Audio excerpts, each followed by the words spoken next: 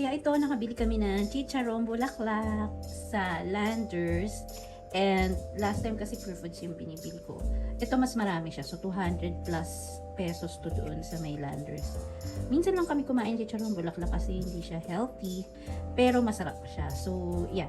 Ito, tingnan natin kasi yung Pure Foods na binibili ko dati is ini-air fry ko lang. Masarap na siya.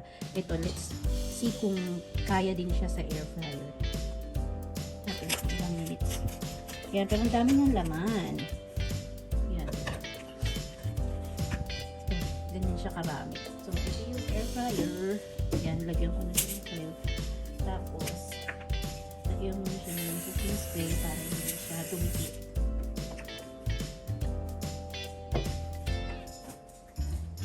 So, mga ilang piraso kainin natin. Uy, ang dami nito. Wait. Hindi masarap pag ini. Masarap bago nyo. Yan. So, for 4, ganyan. Spray mo rin siya ng cooking spray. Okay. Yan. So, ito pa. Meron pa siya natirang kalahati. So, isang meal pa ulit ito. Lalagay ko na siya sa air fryer. Usually, siniset ko lang siya sa setting ng chicken for i-try natin for 30 minutes. Tapos, i-flip mo lang siya for every 15 minutes. Ganun yung pag-air fry ko na chicharon bulaklak. Yan, after 30 minutes, ito na yung chicharon bulaklak na in-air fry. Hindi pala, dapat ko. Kasi masyadong alam ko mag-slice.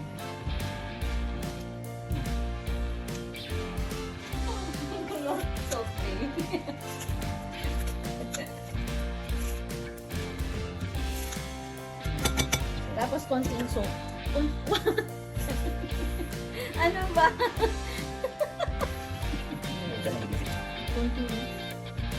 Konti lang kasi baka maalat na to eh. Baka may timpla na.